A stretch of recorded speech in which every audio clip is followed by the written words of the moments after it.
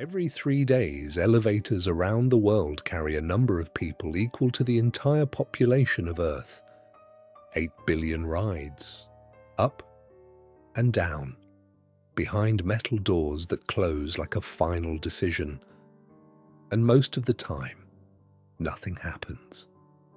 Until one day in Taipei in the summer of 2010, a woman stepped into the wrong elevator and never made it out. Her name wasn't famous. The building wasn't haunted, at least not officially. But what happened next was so cruel, so quiet, that no one noticed for days. Just imagine this. You step out, the doors slide shut behind you, and you realize you're trapped in a space barely wider than your shoulders. In front of you, a locked steel gate. Behind you, the elevator, already gone. And the worst part? You can still hear life moving in the building, but no one can see you. This is the Taipei elevator trap. And once you hear how she was found, you may never look at an elevator the same way again.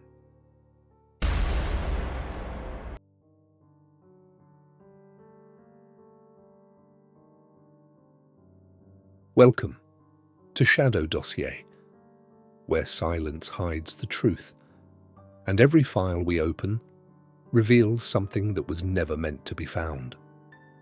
Tonight's case begins with something ordinary: an elevator, a single wrong button, and a mistake that turned into a slow and unimaginable nightmare. On August 14th, 2010, inside a quiet residential building in Taipei, a woman stepped into an elevator just like she had many times before. She pressed a button, the doors closed, and within seconds, her fate was sealed. What happened over the next 5 days? It was not loud, not violent, not dramatic. It was quiet, terrifyingly quiet.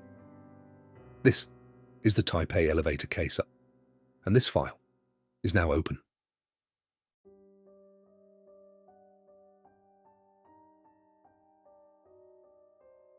Statistics show that every 3 days, elevators around the world transport a number of people nearly equal to the entire population of Earth. 8 billion people. This makes elevators the most frequently used form of transportation in the world. And the more something is used, the greater the risk becomes. Over the years, there have been many incidents involving poorly maintained elevators, hidden mechanical failures, and safety violations. Some of these accidents were predictable, some were preventable, but not all tragedies are caused by broken machines. Sometimes, what leads to disaster is a series of small coincidences, minor decisions, overlooked details, and timing so unfortunate, it feels almost unreal. This case takes us to Taipei, the capital of Taiwan, a city known for its efficient subway systems, glowing department stores, busy night markets, and modern high-rise buildings. But hidden among the bright lights and crowded streets are older residential buildings, grey and brown structures that have stood for decades. Quiet, unremarkable.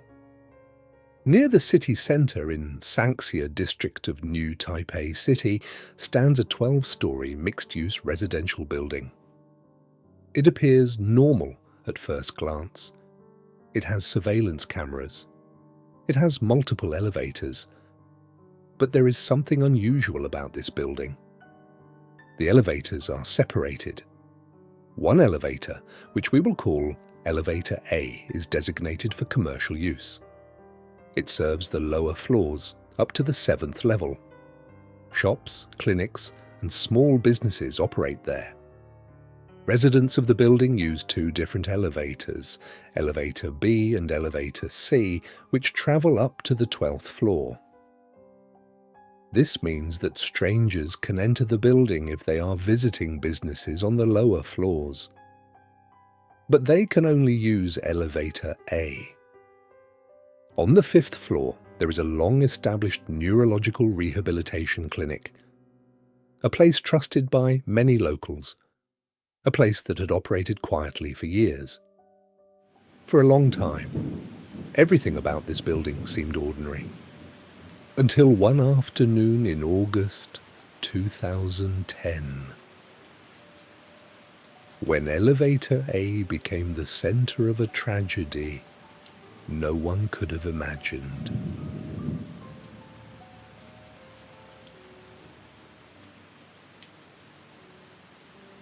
It was August 14th, 2010. Around 4:27 in the afternoon, the building was relatively quiet. It was not yet evening rush hour. Surveillance footage later showed a 48-year-old woman entering the lobby. Her surname was Chen. She was one of the regular patients at the rehabilitation clinic on the 5th floor. Years earlier, she had been diagnosed with a mild mental disorder. But after long-term treatment, her condition had improved significantly. She lived with her family and attended routine appointments on her own. That afternoon, nothing appeared unusual. Her expression was calm. Her movements were steady. She walked directly toward elevator A.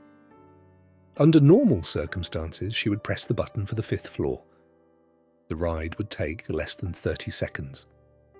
But on this day, she made a small mistake. Instead of pressing 5, she pressed 6. There was no hesitation, no visible confusion. The elevator doors closed. The cabin began to rise. Inside the elevator, she did not seem aware of the error. She stood quietly as the numbers changed above the door. Within half a minute, the elevator stopped. The doors opened. But what she saw was not the familiar hallway of the clinic. In front of her stood a locked metal gate. It was the entrance barrier installed outside the 6th floor elevator exit. Perhaps she believed she had simply arrived at the wrong corridor. Perhaps she assumed someone would open the gate. Without realizing she had selected the wrong floor, she stepped forward. The moment she exited the elevator, the doors behind her closed automatically. In less than 3 seconds, she was separated from the elevator. And from that point on, the surveillance cameras could no longer see her.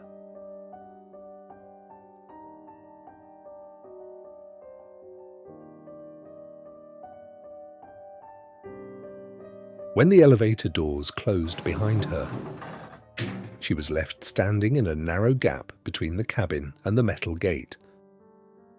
The distance between the gate and the elevator doors was approximately 40 centimeters, less than half a meter.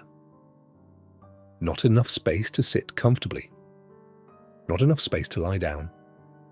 Only enough room to stand. Investigators later reconstructed the scene. In front of her was a locked sliding iron gate. Behind her were the closed elevator door. The 6th floor belonged entirely to a single owner. And that owner had installed the gate years earlier. The purpose was simple: to prevent strangers from entering the floor from the elevator.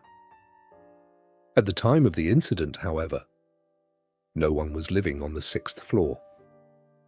The owner had already moved to another city. The entire floor was empty. There was no one there to hear movement. No one there to hear breathing. No one there to respond. The gate itself was locked from the inside, and the design of the building made it impossible to open it from her side. Could she have reached back to press the elevator button? Investigators believed that the narrow spacing prevented her from extending her arm far enough. Could she have called for help? She was not carrying a mobile phone. Could she have shouted? The building's sound insulation was later tested. It was not strong. In theory, loud cries from the 6th floor could be heard from the 5th or 7th floors. But during the 5 days she was missing, no residents reported hearing anything unusual. In that 40-centimetre space, she had no chair, no water, no food. Time passed slowly. Hours turned into days.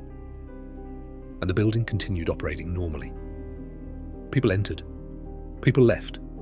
Elevator A moved up and down as it always had. Until the 7th night, when someone else pressed the button for the 6th floor.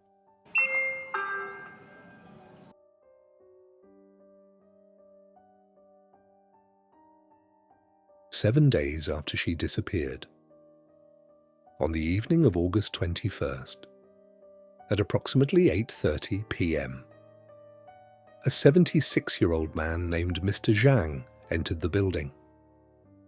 He was there to visit his daughter, who lived on the 7th floor. Nothing about the moment seemed unusual. He stepped into elevator A. He intended to press 7. Instead, he pressed 6. The elevator began to rise. Inside the cabin, Mr. Zhang later recalled feeling something strange. He believed that a middle-aged woman had entered the elevator with him on the 1st floor. He remembered her standing close by, looking at him. The elevator stopped. The doors opened. And within seconds, something fell forward into the cabin. It was her body. Due to rigor mortis, the body had remained partially upright against the metal gate. When the elevator doors slid open, the body lost support and collapsed inward. Mr. Zhang froze. The narrow space, the smell, the sudden impact. He stumbled backward into the corner of the elevator, but the doors could not close. Her body was blocking them. For nearly 40 minutes, he remained trapped inside the elevator, facing the body only inches away. He called his daughter. The building manager was alerted. From above, voices instructed him to move the body fully into the cabin so the doors could close. At first, he refused. The fear was overwhelming. But there was no other way. Finally, after nearly 40 minutes alone in that space, he closed his eyes and pushed the body inside. The elevator doors shut, and it began to descend, carrying both the living and the dead down to the 1st floor.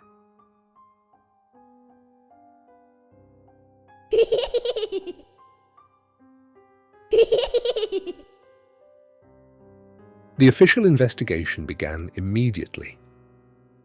Medical examiners estimated that Ms. Chen had died on the 5th day after becoming trapped. The cause of death was determined to be dehydration and exhaustion. There were no signs of violence, no evidence of foul play, but there were serious questions. Why was a locked metal gate allowed to block direct elevator access? Why was the 6th floor still accessible by elevator if it was unoccupied? And perhaps most troubling of all, why did no one hear her?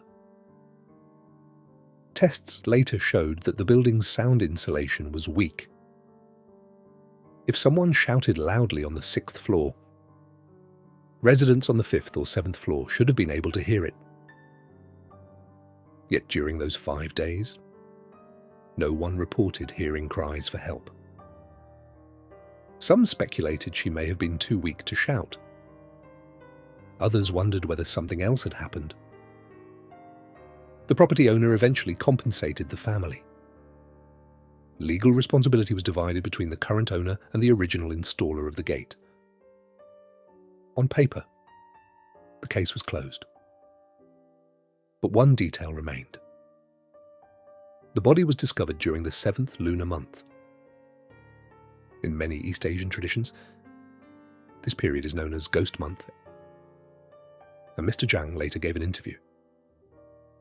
He said that when he entered the elevator on the 1st floor, He was certain a middle-aged woman stepped in beside him. She stood close. She looked at him. When the doors opened on the 6th floor, and the body fell forward, he turned in panic to look for the woman who had been standing next to him. But the elevator was empty. And when he looked again at the face of the body, he claimed it was the same woman who had entered the elevator with him minutes earlier. Was it shock? A hallucination triggered by fear? Or something else entirely? No official report confirmed anything beyond the physical evidence, but even today, when residents speak about the case, they do not talk about the elevator malfunction. They talk about the woman who may have taken one final ride before being found.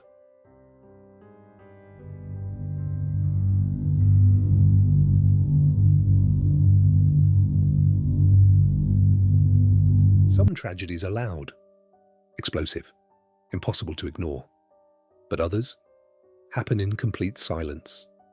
No screams heard, no alarms triggered, just time passing. The Taipei elevator case remains one of those quiet horrors, a mistake measured in seconds that turned into days of isolation. And sometimes, the most terrifying part of a story is how easily it could happen again. You've been listening to Shadow Dossier. If you found this case disturbing, thought-provoking, or unforgettable, consider supporting the channel. Like this video, subscribe, and turn on notifications so you don't miss the next file we open. Because here at Shadow Dossier, some stories are buried, and some are just waiting to be uncovered.